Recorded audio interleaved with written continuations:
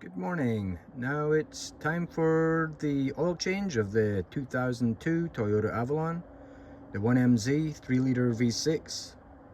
It's the same as the Corolla, I believe. But you know, oil changes basically drain the oil, change the filter, put it back in. Piece of cake. All right, let's get rolling. All right, some handy things to have. If it's too tight for undoing by hand, then you'll need either a strap wrench or a clamp. You're gonna need your drain pan, a couple of fillers. I got a couple of trash bags handy, just in case. Gonna need, in this case, 14mm, whatever you like to get that the drain plug off. A jack stand, and I put a piece of cardboard down just in case of any drips. You know, I don't want to mess the driveway up. Okay, let's get it. Okay, I'm gonna jack it up on this point here, the frame on the front. Just lower it back in. You can start it off by hand, getting it into place. Okay, so I'm in position. And I'm doing this by hand right now, see, but then I'm going to put the bar in. Alright, start cranking it. You can also use your jacking points here with your scissor jack, but you're still going to use a jack stand. Alright, now you have the jack front of the car jacked up, and of course the parking brake on. Slide your jack stand in position, and what I like to do is just lower it slightly, put the pressure on the jack stand with the lock in place. Just adjust it a little bit. Yeah, that's in position. Okay. I'll lower it down. Alright, we're locked in position. Even if that did break and fall, it would still save it. It's at the first setting. Okay, so now we're going to head down to taking the drain plug off. This is the drain plug for the oil. The transmission is over the other side by the driver's wheel. So don't drain the transmission instead of the oil. Okay, this is a little bit tight spot right here with the tripod in the way. Okay, you break it loose. Then get your fingers dirty. Undo the screw by hand.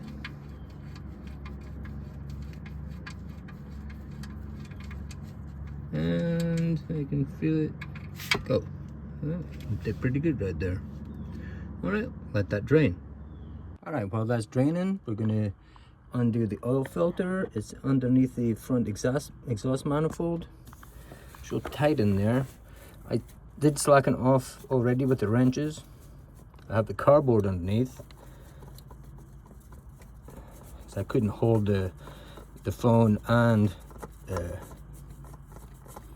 work the wrenches, but when they go on, it's going to be hand tight. This car has been sitting overnight, so the filter will have drained, most of it anyway. A little bit down there falling onto so there you have it. Put that into the trash bags we have prepared. Underneath there is a little bit of dripped oil, but that is your oil filter housing. Ready for the new filter. Okay, with the new filter, take off the protective cover, put some fresh oil around the gasket. Another tip is, we already looked at the filter housings. Sometimes the gasket will come off of these and stick to the housing. If it's not on the filter when you take it off, that's where it'll be. Alright, we're going to put the filter back on. Do not force it on. You're going to find these threads, okay? So you can kind of delicately, you can see the top of the pin that you're going to thread onto through the hole in the exhaust manifold. So you thread it on, spin it on like that. Spins on real freely. Then get a rag. And you're just going to use the rag to get some grip. Turn it clockwise. Torque it until you're firmly tight. Don't use the wrench. when you're threading it on, you can see through there. See the filter? You can see the piece you're threading onto through there. So just aim it from your hand underneath, looking through that hole on the exhaust manifold. So now we just got a little drip coming out of there. That's good enough. Locate the hole with my finger. Start it, thread it in by hand. Get you a better angle. Thread in by hand. Finger tight. I'm going to just slide that out of the way a little bit because you're going to be torquing it. Switch it to clockwise. Because you're doing it backwards, you know what I mean? It saves you, it looks kind of weird because you're, alright, doing it upside down. Alright, to correct specifications, torque specifications, which is TAF, which means tight as funk.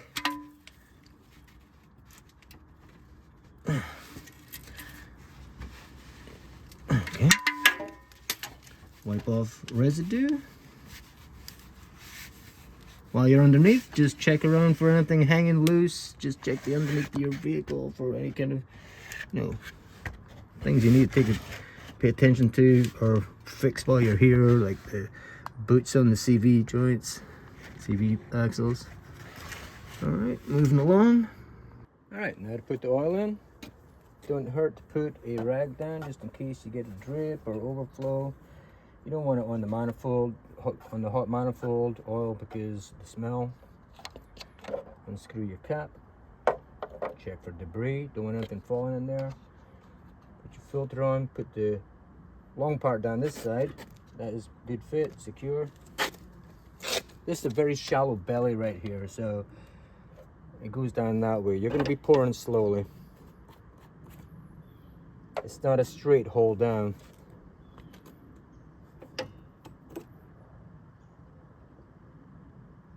And in you go. Nice and steady. This takes 4.8 quarts, so we're not going with the whole thing.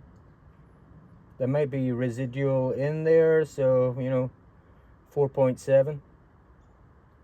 But we'll be checking with the dipstick, then starting it. I'll save you the torture of watching that, because I don't plan on editing. Okay, I've put, this is a 5-quart jug. I can see roughly I've got 4.5 quarts in there. So I'm going to start it, warm up the engine, then check the oil from there. Alright, that was oil change at 3,364 miles. So we will zero that out again. All changes at 3,000 to 3,500 miles, and your car will last a long time. Okay. All right, so that's your oil change.